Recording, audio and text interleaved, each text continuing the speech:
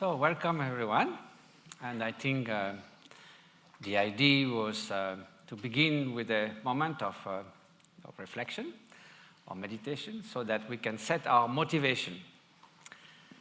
And when we get up and move somewhere, depending on the direction, the first few steps, whether we go south, north, east, west, will determine the direction of the whole journey.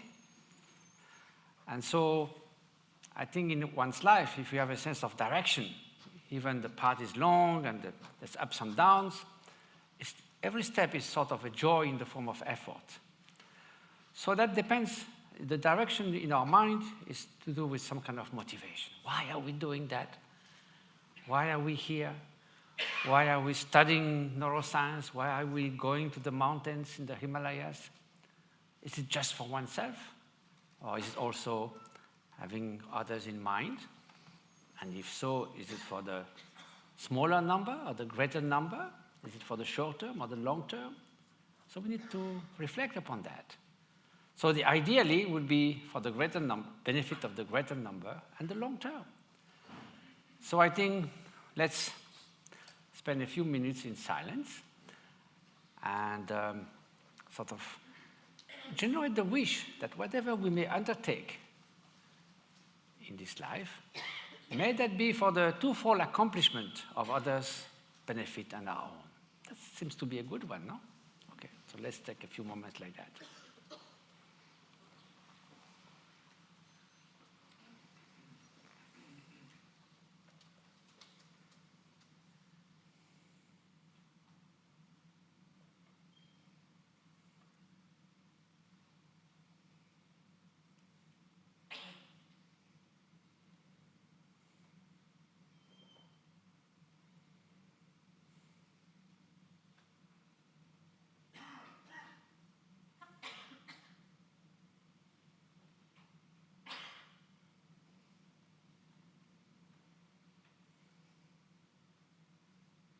Thank you. So, my dear Wolf, why are we here? Yeah, I guess you will be interested in asking with the question, why do we meet? Why did we work together? Why did we go to the trouble of writing a book together? And we met, I think, about 10 years ago in London in a small symposium, and then again in another commemorative symposium for Francisco Varela, who was very close to His Holiness the Dalai Lama. He was a neuroscientist, a neurobiologist, and he was very much interested in East-West dialogues. And he founded Mind and Life, this organization, actually. And we too, we considered each other as experts in our complementary fields. There are two sources of knowledge. One is introspection. You close your eyes, you contemplate, you try to analyze what comes up and how your mind works by asking your intuition, your inner reflections. And this is his specialty. And he's an expert because he spent many, many years in exactly doing this analytical studies of his own mind. And well, I do the opposite. I'm a neuroscientist. I use experimental tools. I look at the brain from a third-person perspective. And so we were interested in the question as to which extent the knowledge that is acquired in this very old, 2,000, 3,000 years old technique of acquiring knowledge through insight, how this knowledge base is corresponding to what modern neuroscience can discover. And so we started to talk to each other. And as we went on, it became more and more interesting, and there are points of consensus. We might be able to talk about them. There were also points where we didn't quite agree, and we should perhaps also thematize them. I leave it up to you to start it. So, when in 1972 I left Pasteur Institute, after spending 6 years there doing a PhD in cell genetics, I never thought I would talk to a neuroscientist again in my life. For 7 years, first I didn't return at all, so to be on the safe side. And then I start coming back from time to time with some of my teachers. So for 25 years, basically, I was out of this world, in Darjeeling in India, then 10 years in Bhutan, then in Nepal. And basically, I would get a letter every month. I will write to my parents an aerogram from India. I hope you are well, I'm fine. That was about it. There was no radio, no newspaper. Sometimes what was, wrapping the vegetables, I got some news, something happening in the world. But then in 1997, I did a book with my late father, who was a philosopher, Jean-François Revel, The Monk and the Philosopher, and suddenly, boom, it brought me back, on the scene.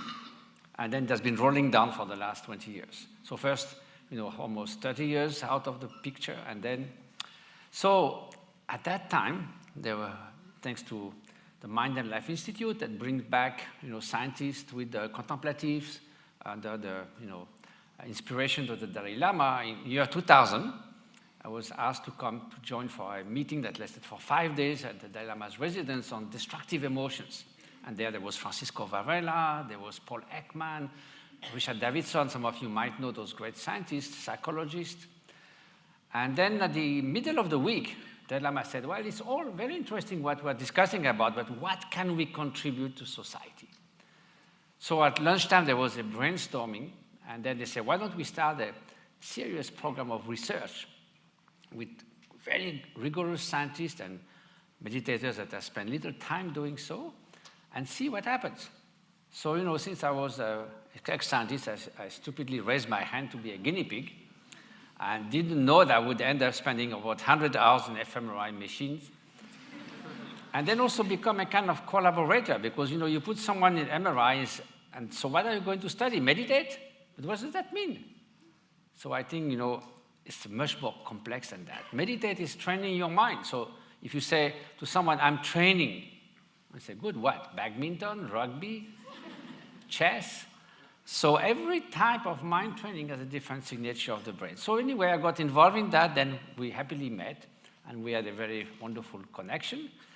So we decided to take our time, and over several years to meet in the Hermitage in Nepal, facing 200 miles in the Himalayas. Sometimes we found ourselves in the jungle in Thailand, sometime in Frankfurt.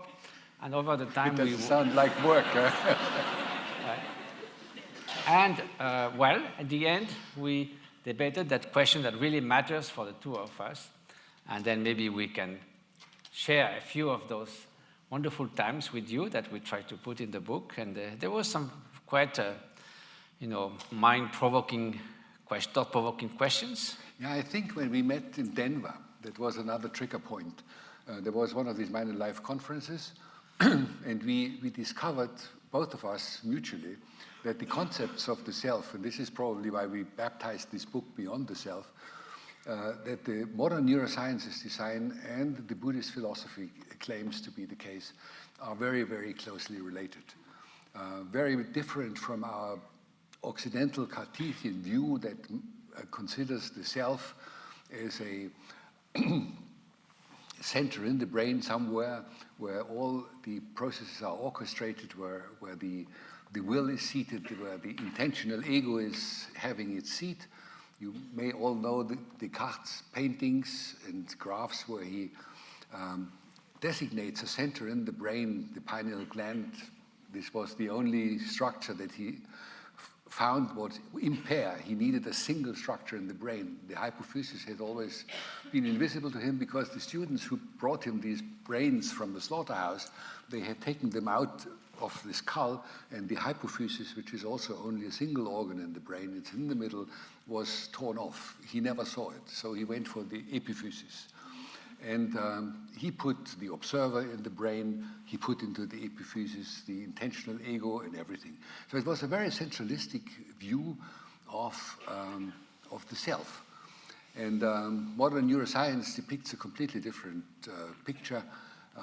We have a highly distributed system. There is no conductor for this complex orchestra. It's a self-organizing organ that, as I said, is highly distributed, exhibits a highly complex dynamics. There is permanent change. And despite of all this, from looking from it from the outside, it looks like there is a self, there is an observer in the brain, there is an intentional ego. And so neuroscience deconstructed this Cartesian view, which actually was an Occidental view for million years. And then we discovered that, but you take it on, the Buddhist stance is somehow similar. Yes. And this made, I think, also a link that got us going. Yes. It's true, because you see, the same way that initially Descartes thought it has to be a central post of command in the brain, we also, without being philosophers, we intuitively, I cannot help but thinking that this little boy that my mother shows me, they say, this is you when you were 3 years old, with your little toy car. And now this old aging monk, it's a bit fatter than when I was young. Somehow, I feel it has to be me all the way, and it's sort of reassuring that I'm not some kind of empty entity. And that's the only thing I can sort of think that makes a sort of sense to be, I know I change every minute by meeting you, by talking with Wolf. My body sort of changes every second, every millisecond. Impermanence takes place all the time. So I need to be sort of reassured that there's some kind of thing that's constant. So once you believe that, then of course that becomes like the core of your being. It's really the central post of command, maybe not in the brain. Some people say it's in the heart. By the way, there's a funny story when Francisco Varela went first to take a portable EEG to India and went to meet some yogis and monks and said, I will show you how we, Western scientists, measure the mind. So he put electrodes on the brain, and all the monks started laughing. And they said, why? Not because he looked funny, but he said, well, it's not there, it's in the heart, So we have this intuition. But if you really think about it, and that's where the Buddhist analysis comes into the picture, where is it? I feel it in the heart, but then where? Is it square? Is it round? Is it red? Is it like a little monkey? Or is it diffused throughout my body? Then what happens if I lose my leg? Terrible. That's very tragic, but at the same time, it's still me. I mean, it's not that I have only 1/3 of the me ego. There's an ego that is very sad and upset, but it's still my ego. So then it's not there. At the same time, when I say, you pushed me, so then again, the me is the body. But you hurt my feelings. Oh, no, the me is in the feelings.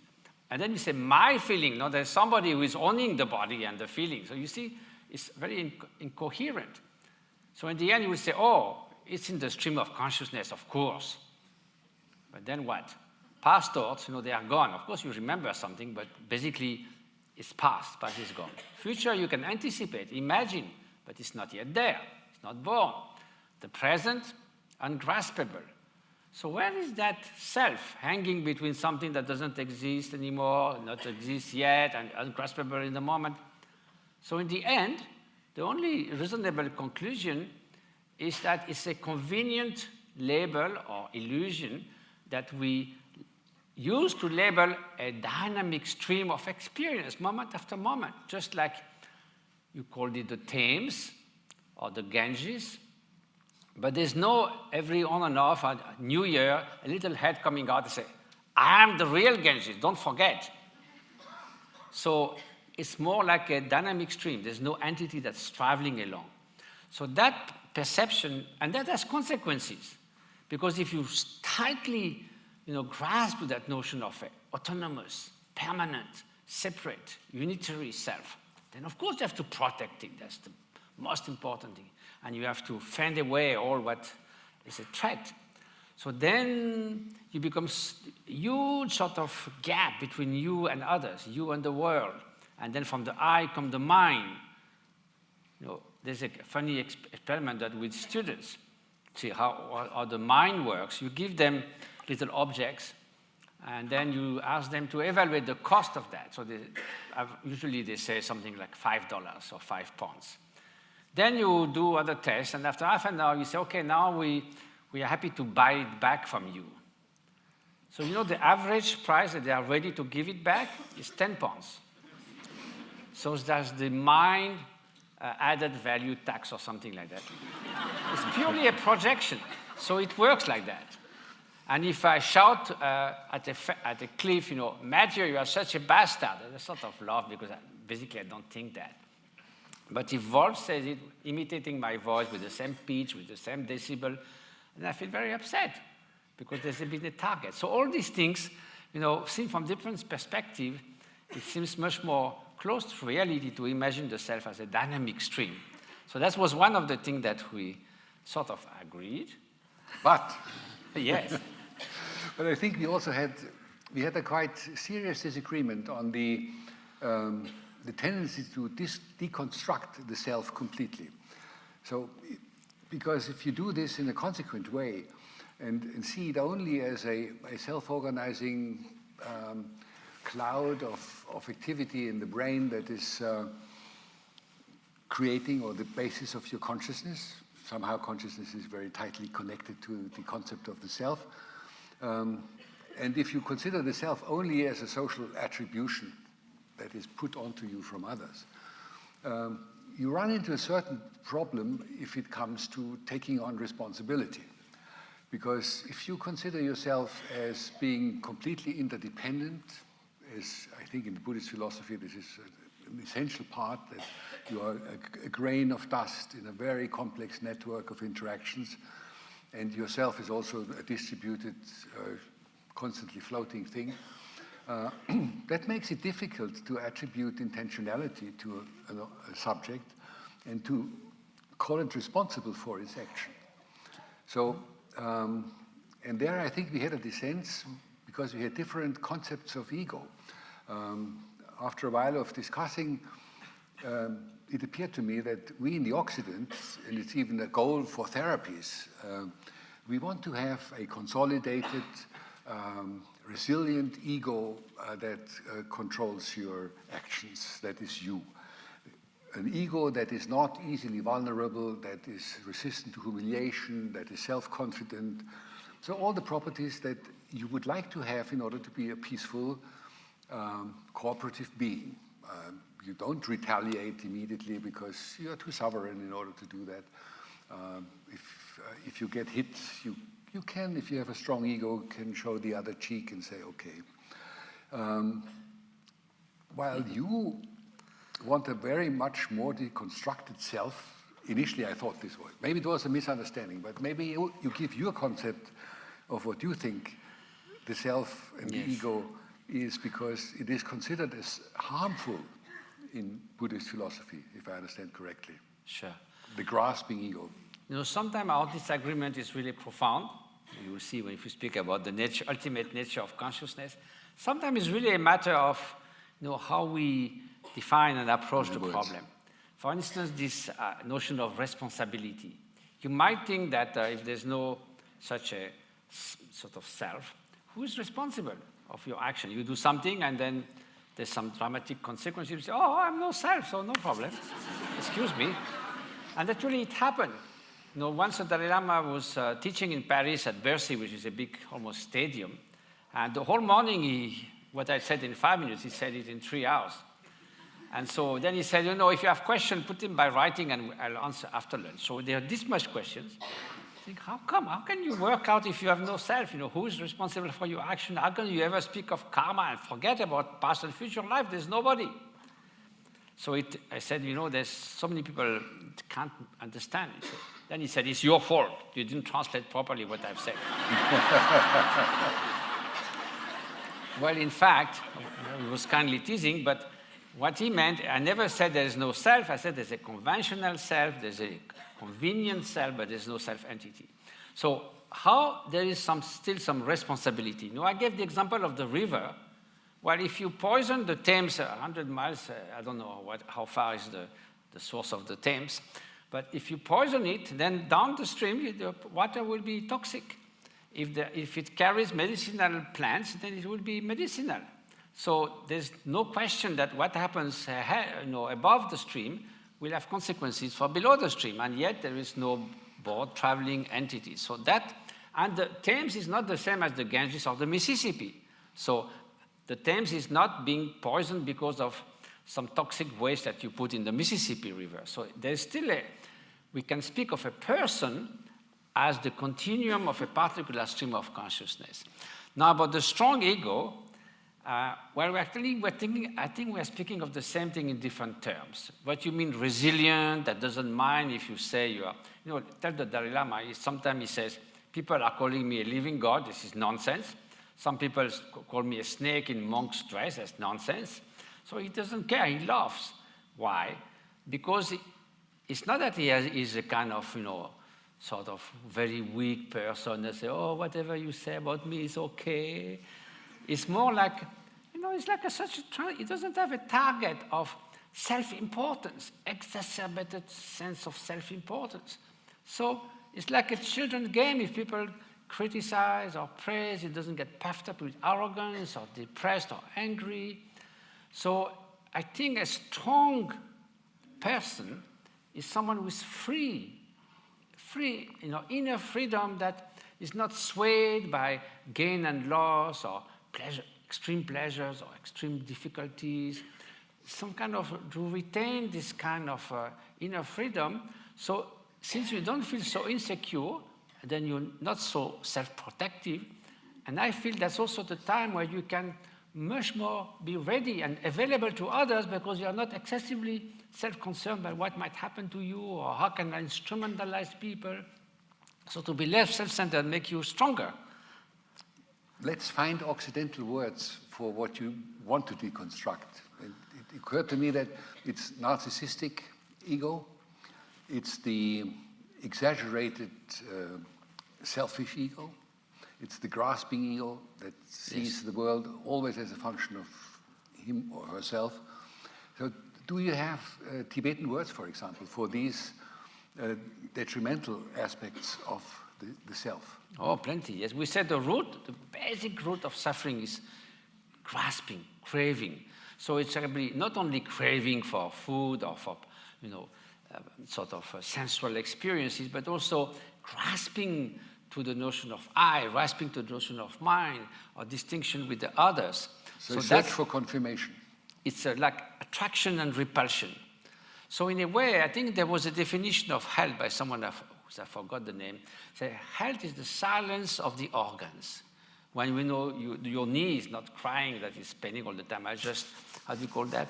I dislocated my shoulders, a week ago doing skiing at 72 years old. That was really stupid, with no visibility. So this shoulder of mine is not silent right now. So I think a healthy self is the silent self.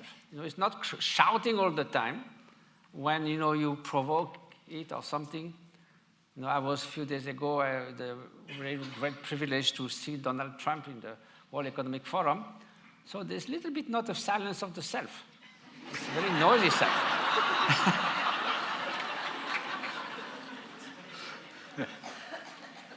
So that's a strong ego. See the result? He has a very weak narcissistic ego, of course. Well, you can say That's why he needs all these compensatory actions. So I think we agreed there after a while. Now, round two. So another wonderful question that we ask ourselves is, do we actually perceive reality as it is? That's a neat question, no? So what was your take? Well, there we agreed, I think, till the very end. Oh. There was no real dissent because modern neuroscience, but this is not actually so modern, but we now have the proof of evidence for hypotheses that have been around for a long time, is that what we perceive is the result of a very, very sophisticated reconstructive process that we are not aware of, and that is based on a huge amount of knowledge that is stored in the brain and that we use every time we perceive something in order to interpret the sensory signals. And let me give a brief example. Unfortunately, we can't see you well because we are blindfolded by these, we can just guess that there are many people. See you a little bit, yes, don't worry. We could have more lights because there's no slides to be shown. Anyway, imagine for a moment that on the retina of your eyes, all you have is a two-dimensional distribution of electromagnetic waves that differ slightly in wavelength and amplitude. It is a fairly blurred, continuous carpet of these waves. And what you make out of this, after it has been transmitted into nervous impulses, is all the beauty of this visual world. With all the objects you can distinguish, you can segment scenes into foreground and figures and objects. You can attribute colors. So all the richness that has been also grasped by painters and artists, sculptors, all this is the result of an interpretation, of a reconstruction of what we believe needs to be done with these sensory signals. Now you may wonder, where does the knowledge come from that we use in order to do this fantastic operation that determines how we perceive the world? The three essential sources. One is evolution. Animals have learned models of the world, they have learned about the world, and those who learned well about the world, who constructed brains that reflect well the working of the world, they survived. And the genes that have this stored knowledge of the structure of the world, that is to which these brains are adapted, are transmitted. So much of the knowledge that we have in our brain, and this knowledge is stored in the way in which neurons are connected to each other, gets into the brains of the newborns through genetic specification. We don't know that we have this knowledge because we haven't been around when it was acquired. It's ages before. Then this knowledge is complemented, and we will come back to this probably when we talk about the chances of changing brains, is complemented by postnatal experience, and during the development of the brain, which in human beings lasts about 25 years, from time of birth till adulthood, is characterized by the making and breaking of connections between neurons. When you are born, you have more or less the full reservoir of neurons already there, but they're not interconnected. Some of the strategies to interconnect them is determined by the genes. So this way, inherited knowledge gets imprinted in the brain. But much of this architecture that is genetically determined is remolded by experience, because 60% of the connections that are formed during this developmental process, which lasts 25 years, that would be fast learning, they are destroyed again. And the decision as to which fibers stay and which connections go is determined by the activity of these neurons. And this activity, in turn, is influenced by sensory activity. So all interactions with the world and education reprograms this genetically predetermined architecture and fills in more knowledge into the brain. Much of this knowledge also stays, as we call it, implicit. You don't know that you have it, because everything that has been acquired before age 4, you forget how you learned it, but you know that you know it. And then there is this conventional adult learning, where you can recollect at the same time the circumstances under which you learn something. This also changes a little bit the functional architecture of the brain, but no longer by growing new fibers or destroying existing fibers, but by changing the gain, the efficiency of the existing fibers, of the existing contacts. And this is what supports adult learning. This is partly reversible, while these early imprinting phases, and also the genetically imprinted networks, they cannot be modified once they have realized themselves and have become crystalline. So I made a big loop around, but we will need this maybe later. You use all this knowledge in order to interpret sensory signals. And the reason why we see the world more or less in the same way, all of us, and therefore are convinced that the world is as it is, which is an illusion because it's just the result of an interpretation. The reason why we have the same perceptions, define the same things as objects, can name them, is that we have more or less the same basic architecture of the brain. But all those of us who come from different cultures have, of course, different architectures in the brain, because much of this remolding of the architecture, much of this imprinting that occurs after birth is influenced by the cultural embedding, which means if our perceptions of reality depend on these priors, on these stored informations, and if these stored informations differ, perceptions will differ. And this is what we dramatically experience now that the world comes together, that persons, women and men, educated, imprinted in different cultures, actually have different perceptions of what appears to be the same object. Let's talk about an object, a dynamic object, a social interaction that is seen by two different people raised in two different cultures, is perceived in a very different way, and to the perceiver is as convincing and as little relativatable than our perception of this being a glass full of water. And you won't discuss, this is what you perceive, and what you perceive is your truth. And this gets us into big troubles in the moment, or has always been a big problem, that perceptions are convincing. You are forced to believe what you perceive. Had we have some slides, one could show you a few examples. But they are interpretations of something. And these interpretations get their connotations, get their color from the stored knowledge, and this stored knowledge differs in every single individual. And this makes it very difficult to, at the end, judge what is right and wrong. If you perceive something physical, you can design a measurement instrument that solves the problem if you see it differently. If a colorblind sees another color than a non-colorblind, then you can measure and find an objective answer. But you can't do this with the perception of social realities, because there is no judge who would be able to say, you are right, you are wrong. And therefore, it is inadmissible to arrive at conclusions like, we are the majority, and the way we perceive the world, this is how the world is.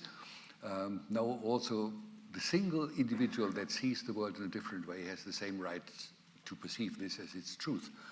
And there we thought Buddhist philosophy has a very similar stance.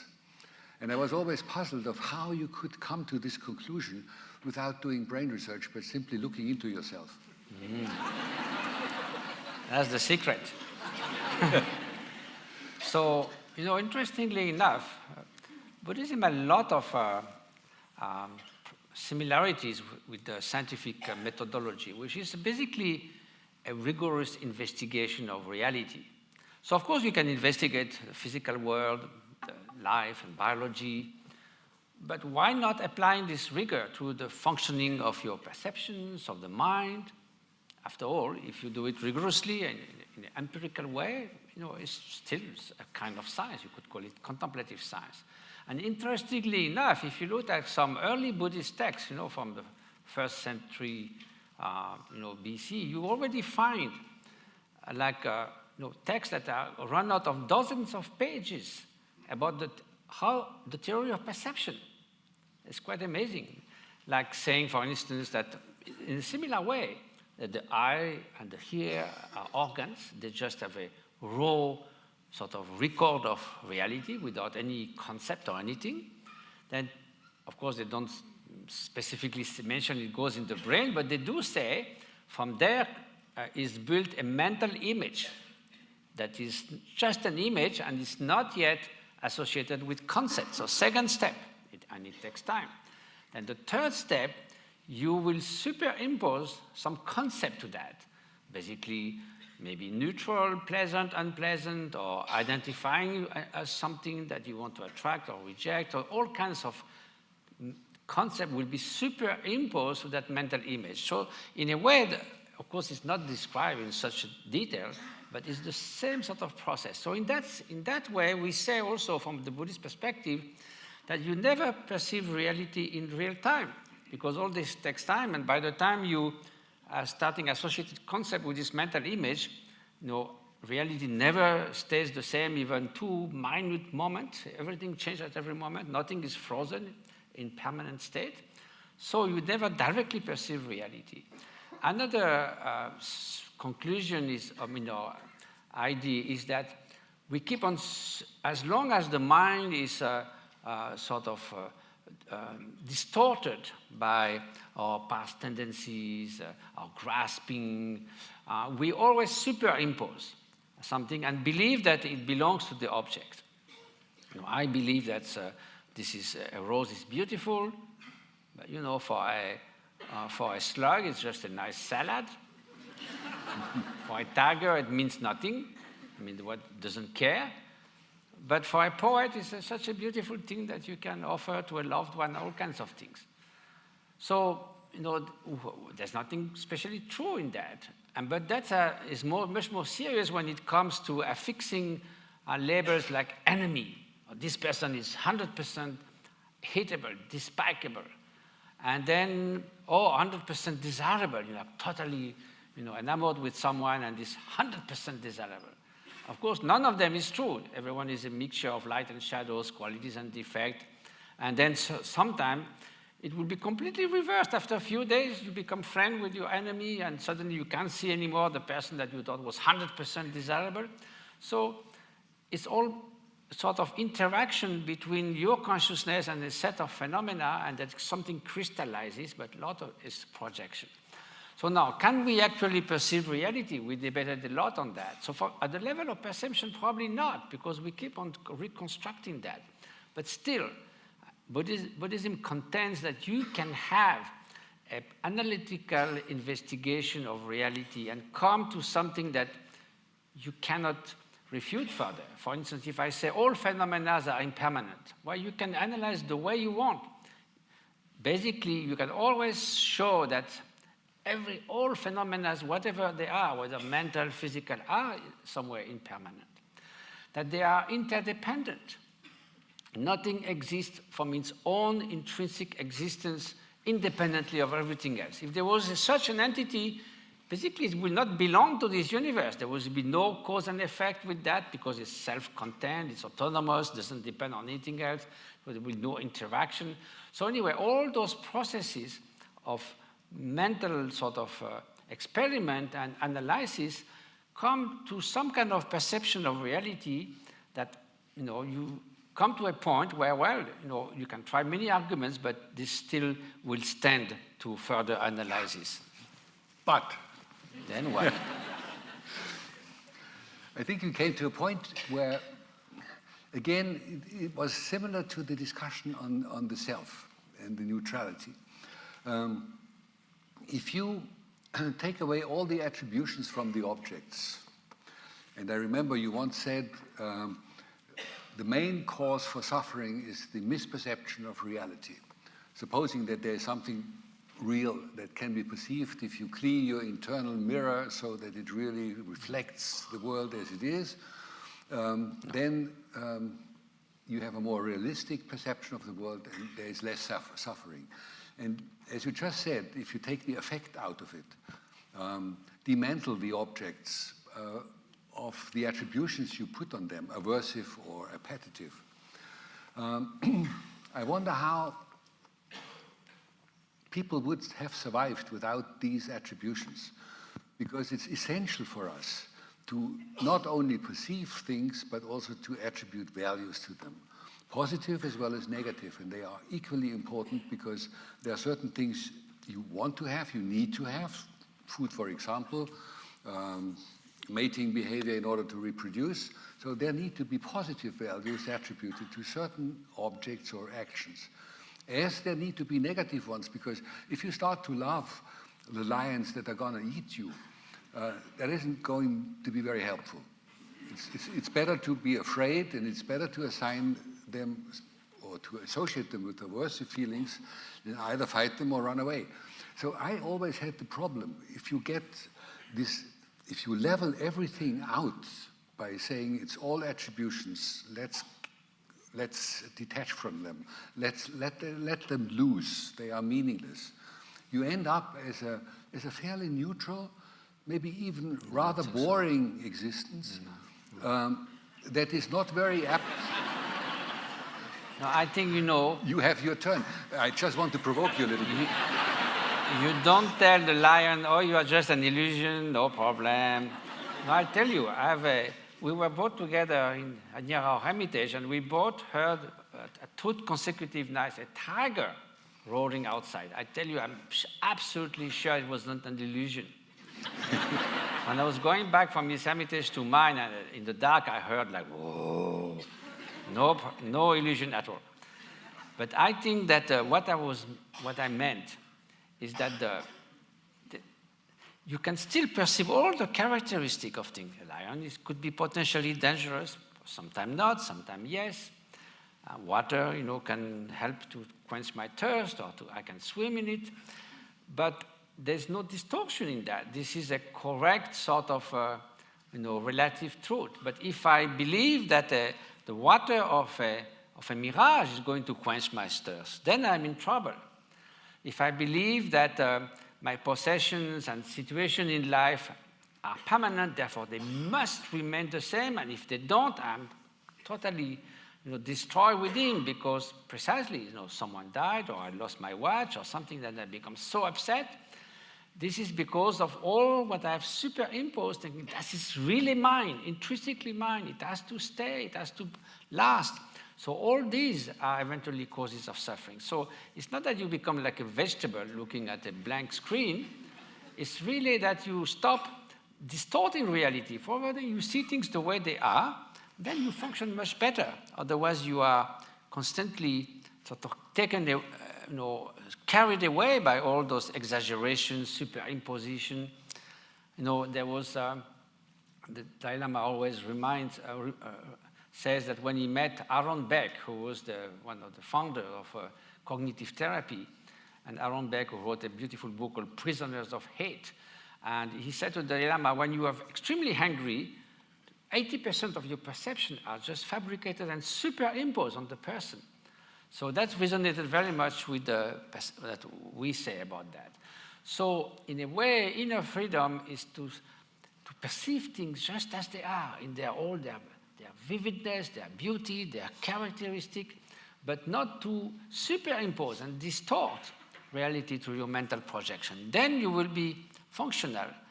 Of course, you will still see the mirage water as looking like water, but somehow you will not have the same relation to it as grasping. But in the qualities you just assigned to reality, this was all very positive connotations.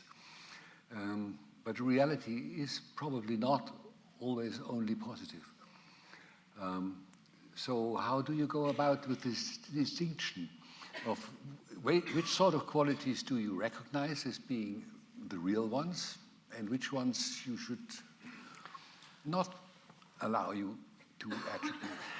Because you just, in what you said, it was all positive connotations. I think the Buddhist approach is more trying to identify the deepest cause of suffering. So there's a famous example, like if someone beats you with a stick, so nobody will get angry at the stick. We get angry at the person. This guy beat me with a stick. So Buddhism put that analysis one step further. In the same way that the stick has been moved by the hand, and the hand has been moved by the person, that person has been moved by hatred or anger. So to see that in that way allows you to see what are the real enemy is not the person who is momentarily overpowered by hatred and anger, but anger itself, which is at all times something that is causing suffering, source of immense suffering. So in that sense, it leads also to a more healthy way of seeing terrible people, like bloody dictators. You will look at them not as someone that you should smash as the first time you get the occasion to do so, but more like a skillful physician who sees a very mad person and then first try to contain that person, preventing the person from harming. But the second step is, can I cure that person? Not bashing the person's head with a big stick. So in that sense, you see that that person is sick or overpowered or maddened by hatred, by cruelty, by indifference. And so I think it brings more like a therapeutic view of other sentient beings, of ourselves. When I have the flu, I don't go to the doctor and say, "Doctor, I am the flu." We consult a doctor for different causes and conditions. I caught a flu. I know it's not in the natural state of health. Therefore, I request for a cure. So in that sense, we say that the Buddha is like the physician, we are like the sick patient, the teaching is like the prescription, and the practice is like the cure. So maybe we should, at the end, talk a little bit about the option to change. Because what we addressed in the book also was that human beings are, of course, very ambivalent animals, organisms. We are primates, we are cultivated primates, but we have our heritage. So we have a good portion of ability to be aggressive, to retaliate, to make in-group, out-group distinctions, to be altruistic to our kinship, but be extremely aggressive to competitors who want to eat the same thing that we do or have the same women that we just mated with. So there are a lot of very important traits that are deeply rooted in our behavioral routines. They are programmed in our brains. We are born with them. If you look at the kids, they have all these positive and negative inclinations right from the beginning.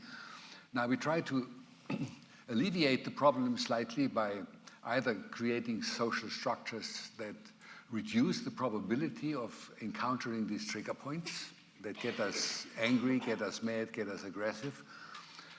That's one way we can cope with it. We can also try to educate early on and reward pro-social behavior and punish antisocial behavior. With success, we don't know yet which regime would be optimal. And if I got you right, you claim that even being adult, where you can only change synaptic gain, you can't change the brain architecture anymore. By intensive contemplation and meditation, you can still make a big change. Mm-hmm. Maybe you say something about this, because this is a message that one would like to take home. Well, I think, once I heard, French radio at some point that, we don't change after 25 years old. I think I started to change at that age, basically. I mean, hopefully. So, of course, if you have someone who is a very sort of super fan of meditation and, he bugs everyone, you have to meditate, don't bother me. And then after 10 years, you see the same person is just as grumpy and everything. So what's the point? That is really a waste of time. But besides that, I think one of the trauma maybe nowadays is we vastly underestimate the power of transformation of mind. Well, first of all, whatever we do, we have to deal with our mind from morning till evening. And we know it can be our best friend, but also sometimes our worst enemy. And yet, there's a tendency to continue to put all our hopes and fears outside ourselves. We can't help thinking that. And then we hear, there was this guy, he's a multi-millionaire, he's beautiful, he's famous, powerful, everything. And then suddenly we hear, he fell in such a big depression. And then we think, what's wrong with this guy? If I had that beautiful estate with a swimming pool, and then this beautiful girlfriend, and this, I will be happy, of course. This guy just mess it up. But we don't somehow realize that we can feel miserable in a little paradise, and at the same time, conversely, we can keep all our joie de vivre and resilience and compassion and inner freedom, even in the face of adversity. So in a way, the mind, of course, it's highly important that we take care of outer conditions. We should do anything in this world to remedy to poverty, to bring freedom when there's no freedom, to give access to education and everything so that people can, accomplish their deepest aspiration in life. But at the same time, if we neglect the fact that the mind can override that, and then we're missing something big. I remember when I was interpreting for the Dalai Lama in Portugal, and then he had seen a lot of construction going on in the day, so at evening when he gave a public talk, he said, well, it's all nice what you do, so many construction, but you see, if you become the owner of a very luxurious, high-tech flat at the 100th floor of a skyscraper, and you move in for the first time, and that your mind is a wreck within, all you are looking to look is a window from which to jump. So you see, it happens. And I remember one occasion how the mind can suddenly change the perception of the whole world. I was with one of my teachers in Tahiti. They don't see many Buddhist monks there, but anyway, we went there. And it was very hot there. It's beautiful on postcard, but it's so hot and humid when you are there. Anyway, one morning we were sitting under a tree, and from that tree came a very fine, refreshing drizzle, like one of those things like you go psh, and then and then the abbot of my monastery, who's a young abbot, he said, wow, in Tahiti even trees are air conditioned. And then someone came and said, these are pissing flies. There was 10,000 of flies. So the perception completely changed. It was the same. So, more seriously than that, the quality of our experience, moment after moment, is result of mental sort of chain reactions. I see something, oh, that's so beautiful, so I want it, and then many thoughts come. Or this is obnoxious, and then again many thoughts come, like a bird becoming 1,000 birds obscuring the sky. So then those thoughts lead to emotions, anger, joy, surprise, fear, and then the accumulation of emotions leads to moods. Today I'm a little bit depressed, I'm very enthusiastic, and then the accumulation of moods reinforce or weaken some traits. So obviously you can't have the magic bullet and I want to change, that's done. Any recipe like that, in France they sell this 3D meditation, and depending you pay 30 or 50 euros, you get different results. It took time to reinforce those traits. It's like now if you want to change that, it's like a roll of parchment that has been rolled for a very long time. If you put it flat, it will roll immediately when you lift your hands. You have to do it patiently again. Thought after thought, emotion after emotion, mood after mood, and eventually you can change your traits. So this is something that corresponds to living experience. Fortunately, over time, I was told that I was a very grumpy and not very nice teenager. I'm not sure I'm very nice now, but I feel it's a little bit better.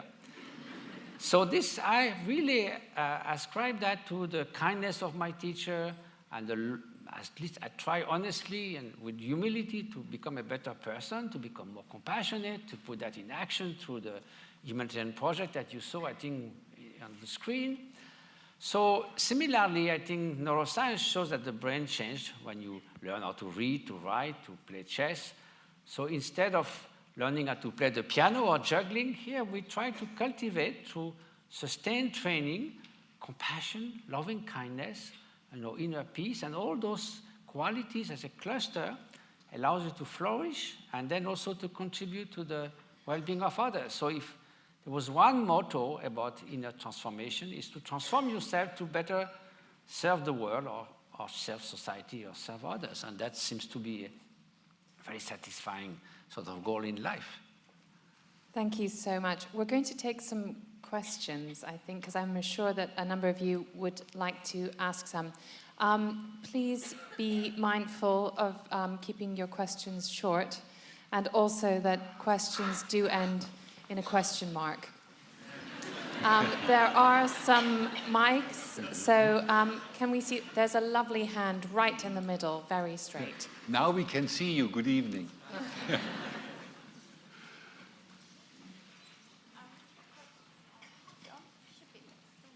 This is a question for both of you. I wonder if you're familiar with the concept of the bucket list, and whether either of you have one, and what's still on your bucket list of things you might like to do. The bucket list.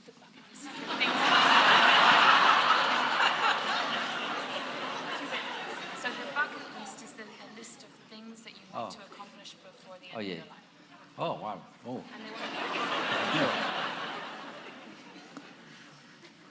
To both of us. Yes, please. So he's building a huge neuroscience institute, so. Yeah, probably to learn to disengage and not grasp, because as you get older, things are taken away from you. You can't really fight and help it. And to take this easily and without getting grumpy, I think is an art to learn and to cultivate.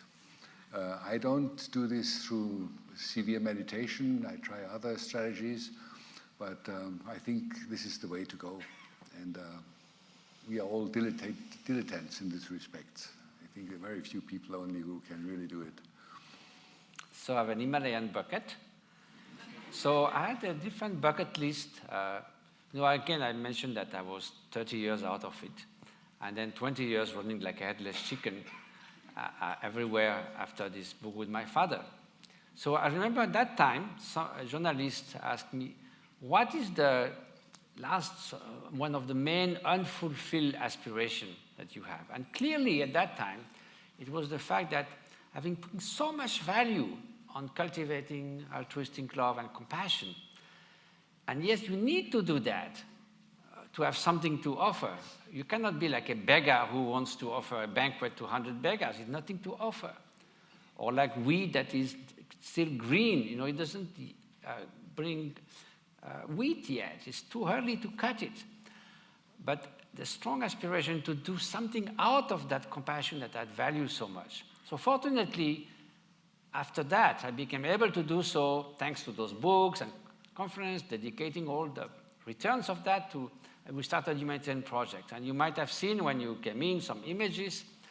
Well, those are the images of some of the projects that we have carried out in northern India, Nepal, and Tibet over the last almost 20 years. And today, almost organically, starting with a group of friends, starting going to Tibet with 2 suitcases full of money because there's no way to transfer to the bank, and starting building schools and dispensaries.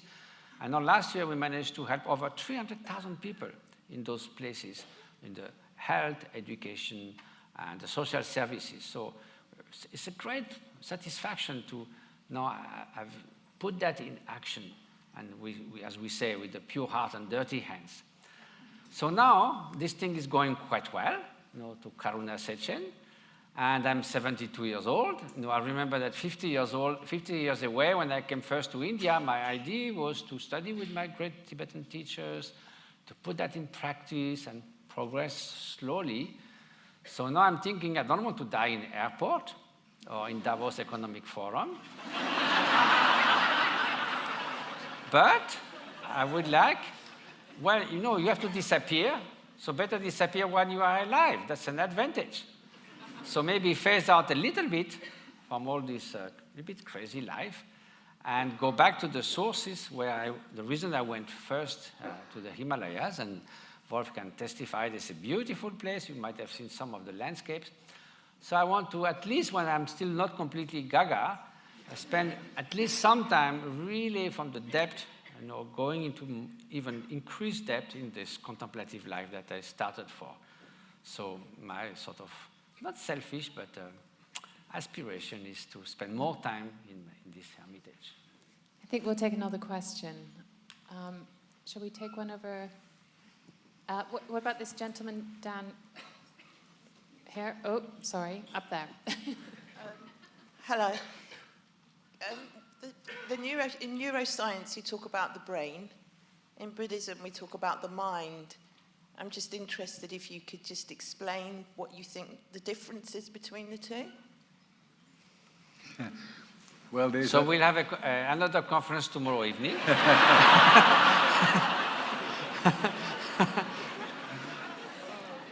There's a whole chapter in the book about the relation between the brain and the mind, and in particular consciousness. It's a complex subject. I think we more or less agree both that all the mental phenomena, all the psychology that we can describe in a different language from neuroscience is an emergent property of the processes of the neuronal working in the brain. But there are different concepts in Buddhism and in the natural sciences with respect to the importance of consciousness. For us, consciousness is an emergent property of brain functions, and if the brain is gone, consciousness is gone, and there will be no persistence of what has been existing before in terms of personality. Now, the Buddhist view is, of course, very different. Otherwise, incarnation would make no sense at all. And also, I don't know whether it's for all Buddhistic schools, but there is the common notion, it's like a panpsychistic notion in the West, that consciousness is the primordial substance of the world. Not substance, but fact. Yeah, and that it inhabits everything. Not everything. Huh? Not stones. Not inanimate stuff. No. But as soon as it starts to become a sentient being, yes, it's inhabited by this substance. And there not are substance again. Different substances of different finesse. Okay. So this is a complicated issue, and I think there we lack the language to talk reasonably to each other. And I think we agreed, but you agreed not as a representative of all these Buddhist schools. Yes. So, I think it sounds like a very interesting chapter that you'll have to... Maybe I will give you because, after all, I have to reply. Substance. Okay, I will give you the very quick tour. If you come down to matter and analyze it down, you may come to quarks or particles or superstrings, though they're a little bit out of fashion now, or the quantum vacuum, say, that seems to be the most reasonable. But when you come there and you ask Leibniz's question, why is there something rather than nothing, unless you bring God or something like that, you cannot say, well, you just have to say, acknowledge, there is phenomenal world. It's not nothingness. It's not a nihilistic view. There is something. Now you can ask, how does it exist? But it is there. Now that's for the basic analysis of phenomenal world. So what does Buddhism do about the consciousness? Well, consciousness is primarily about experience. Now, if you describe as the European Brain Project, what happens in the brain to the last neuronal connection when you see red, feel love, anger, or whatever, and describe it from the outside, it would tell me nothing about what it feels to feel love, hatred, to see red. So it is an experience. You cannot deny that. And also the thing with experience, now, okay, let's follow that line of investigation, experience. So first of all, I look within my mind. I see thoughts, I see emotions, recollection. I can imagine the future, the hopes and fears and everything. That's mental construction. Now I go a little bit deeper. I saw some urges or tendencies. Now a little bit deeper. There's something there that allows all that. This kind of, we call it luminous aspect of the mind. The sheer faculty of the mind to know, just that, basic. It's like light. If I light upon a heap of garbage, it doesn't become dirty. If I put the torchlight on a heap of gold, it doesn't become expensive. Light is not transformed by what it lights up. So likewise, this basic fundamental faculty of the mind, you can reach there through introspection, through meditation, through resting your mind. And then when you reach to this pure awareness, just pure, clear, vivid, without content, no mental construction. Again, you are here and you cannot go further. Why is it there than not there? So from the experiential perspective, you similarly say it's a primary fact because you cannot deny that. You can not think about the Big Bang. You can even not stop to imagining the brain, but you cannot step out of your consciousness unless you are dead and under anesthesia and coma or so forth. As long as you can open your mouth, open your eyes, relate to someone, you are in consciousness. So you can't step it out of it. So that's why we say from that perspective, it's a primary fact. When I look at pure awareness, I don't come to neurons. I don't come to the brain. I don't mean that I don't have a brain. Someone told me I have, one of his colleagues. I was very relieved. But, so I think in that is the perspective that the Buddhism is taking. And you cannot deny that, because if even you say it's not true, you're saying that while being in your consciousness. So it's very hard to get out of it. Okay, I think we'll take it. Mayor? We could continue for a long time about that one. Why don't we take from this end? There we go, yeah.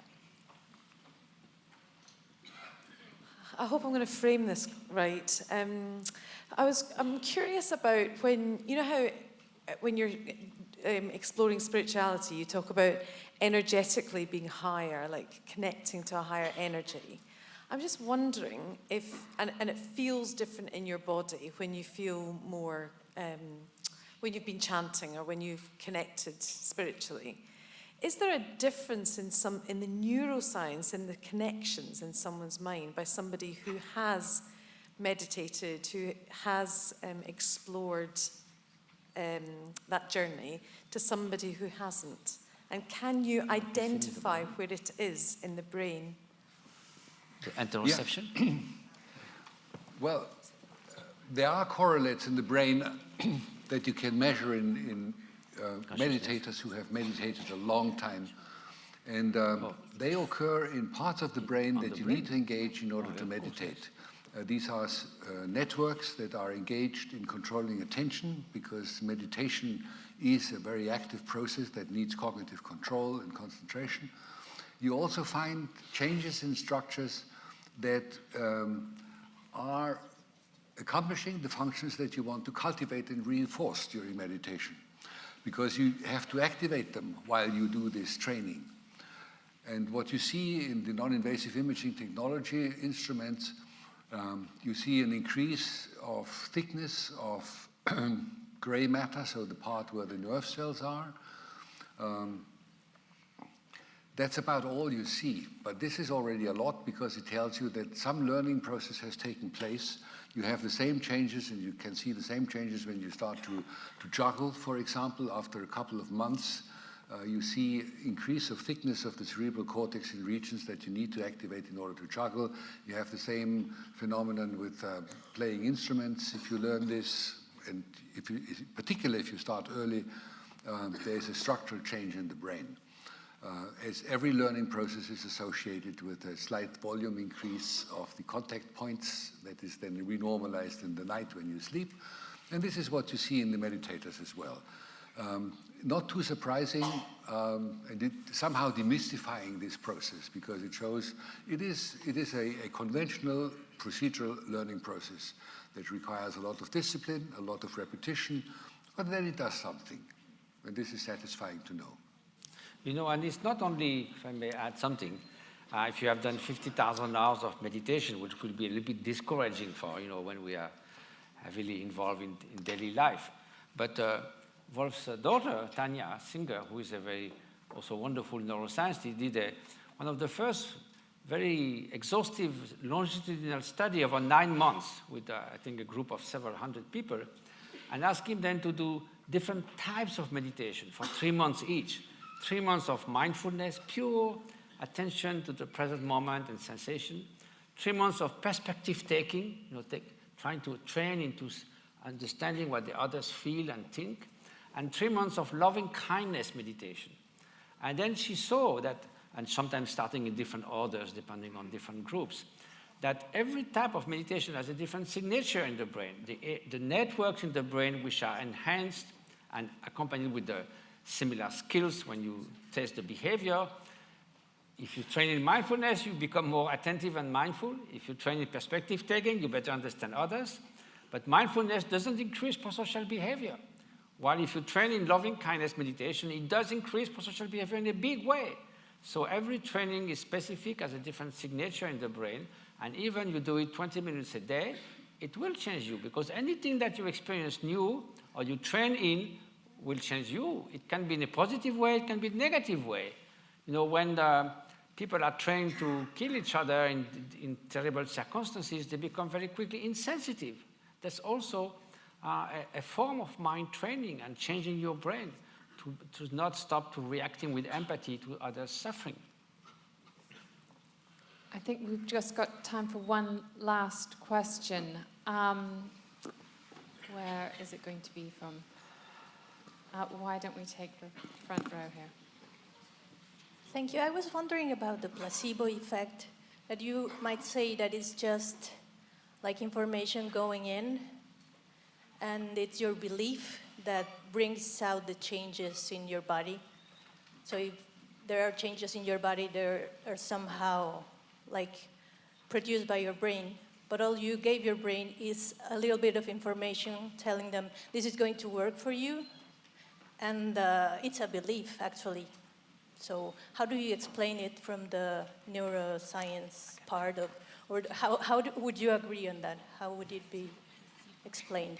Oh, sure. How do you explain the placebo effect both from neuroscience? No, I think we should make a big-time rehabilitation of the notion of placebo.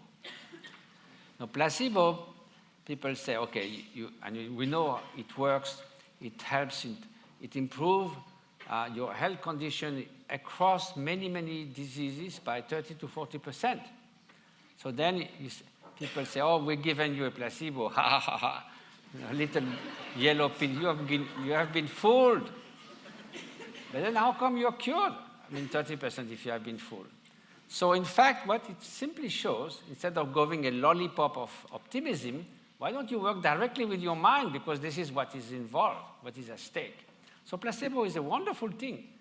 And one of the main challenges of the pharmaceutical industry is to prove that a medicine works at least 10% better than the placebo, and many times it doesn't. No, that's true, but that means, so why don't we tap into that even more extensively? It doesn't mean that we should not take medicine when we need, but at least I think that's just sort of give it, rehabilitates the notion of mind training. We know that mindset can change a lot of things, even in your physiology. I was recently with a scientist who works on mindset, and she told me about a wonderful experiment they did with people who works in hotel to clean the rooms. It's very hard work, tedious work, not very interesting in a way, and it feels kind of difficult to do that day after day. But they told them, now, why don't you look at that at physical exercise? Try to set your mindset all day that when you do all these things, you are doing physical fitness. And you know what happened? Doing exactly the same work, their blood pressure went down 5 units, they lost weight, and they felt much happier. So it was the same work, but with a different mindset. So this is a kind of very thing that's down to earth. But in any case, other studies have shown that 3 months of this, mindfulness meditation can bring down your stress, but also boost the immune system. That was shown in a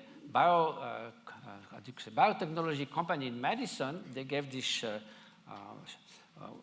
the flu shot in November.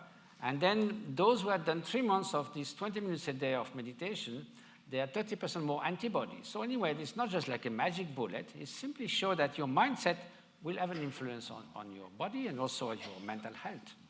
Psychologists call this framing, and it reminds me this pissing fly thing. Yes. It all depends on the setting and the framing, whether it's getting positive or negative. I think very sadly we're going to have to draw it to a close.